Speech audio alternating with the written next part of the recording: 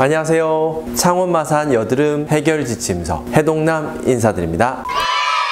자, 오늘 주제는 한 달에 한 번 밉사스럽게 찾아와서 피부까지 홀랑 변화를 시켜버리는 여성의 생리주기별 트러블 관리 방법에 대해서 깨알 정보를 알려드릴까 합니다.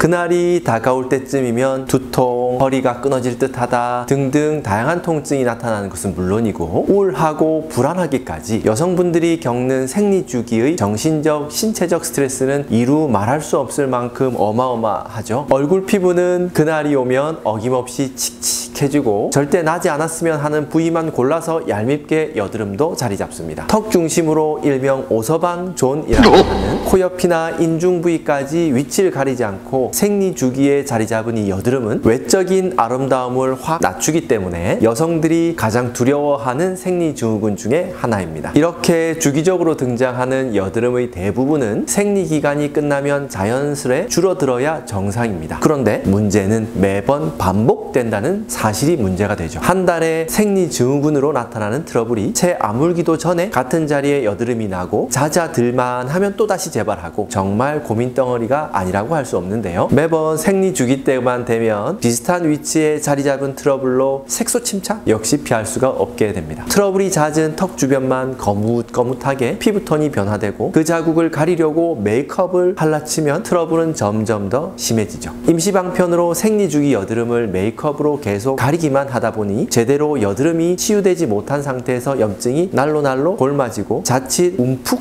파이는 큰 흉터 자국까지 오래 남을 수 있기도 하는데요. 왜 생리주기만 되면 여드름이 더 나빠질까요? 그 원인은 바로 호르몬 때문입니다. 생리 시작일로부터 14일이 지나면 배란기가 되죠. 생리 시작일부터 배란기까지 피부가 아주 건조한 시기입니다. 따라서 어떠한 특정한 고영양 성분을 공급해 주기보다는 기초 보습이나 수분 관리에 특별히 신경 써주는 것이 옳습니다. 그리고 배란기부터 프로게스테론의 호르몬 분비가 많아지고 피부 유분이 증가해 피지선이 많은 양의 유분을 생성하므로 트러블의 피부의 경우 피부 상태가 최악이 되는 거죠. 따라서 유분이 적은 수분 제품으로 피부를 관리해 주는 것이 옳겠습니다. 생리가 시작되면 프로게스테론 양이 감소해 피부 트러블이 잦아들고 생리가 끝나게 되면 에스트로겐의 분비가 되면서 피부톤이 한층 밝아지고 다시 탄력이 생기게 되는 것을 여성분이라면 아마 누구도 경험해 보셨을 겁니다. 이렇게 주기적인 생리주기 여드름은 대부분 같은 자리에서 반복적으로 나타납니다. 피부 재생력이 떨어지는 경우나 평소 트러블 때문에 고민이시라면 여드름이 지나간 자리에 흉터, 색소 침착이 생기기 쉬운데요. 해동남이 생각하는 그날의 트러블 관리 방법은 이렇게 해주시면 좋겠습니다. 보통 생리 시작 후 14일 뒤에 배란이 시작되죠. 앞서 말씀드린 바와 같이 배란기 전에는 피부가 건조했다가 배란이 되고 나면 피지 분비가 확 늘어나게 되는데요. 이 시기에는 유분기가 적은 수분 제품을 주로 사용해주고 일주일에 한 번 정도씩 모공을 막지 않도록 가볍게 각질 정도만 해주시면 좋습니다. 더불어 피부 염증이 심해지지 않도록 얼굴 온도를 낮춰주는 차가운 마스크팩 등으로 염증이 도발하기 전에 예방해주는 것이 좋겠습니다. 이미 여드름이 자리를 잡았다면 어떻게 하면 좋을까요? 일단 첫 번째고 두 번째고 무조건 건드리지 않는 것이 진리입니다. 손이 스치기만 해도 손톱의 온갖 세균이 옮겨져서 염증이 심해지기 때문인데요. 함부로 짜거나 뜯거나 아주 오랜 기간 색소와 흉터가 남겨지는 길로 가는 지름길이라고 생각하시면 됩니다. 몇 해 동안을 생리주기만 되면 걷잡을 수 없는 여드름과 피부 트러블 때문에 고민이 많으시다면 반드시 여드름 치료 한의원을 방문하셔서 트러블 시범을 제거할 수 있는 제대로 된 압출과 치료를 받으시길 권장드립니다. 흉터나 색소 침착이 생긴 지 얼마 되지 않았다면 여드름 한의원 치료를 통해 피부 재생을 촉진해주고 염증을 가라앉히면 훨씬 빠르게 예전 피부 컨디션을 되찾을 수 있습니다. 그날만 시작되는 피부 트러블의 고민! 실제 여드름 진료를 보다 보면 피부에 나타나는 피부 여드름과 각종 피부 트러블이 비단 피부 문제뿐만 아니라 잘못된 식습관이나 외부의 스트레스의 요인과 체질적인 내부 문제에서 발견되는 경우가 생각보다 많습니다. 재발하는 여드름의 속수무책 견디지 마시고 하루빨리 해결해 주는 것이 더 큰 피부 데미지를 예방할 수 있다는 것을 꼭 기억하시길 바랍니다. 더 좋은 여드름 정보를 가지고 찾아뵙겠습니다. 오늘도 즐거운 하루 되세요.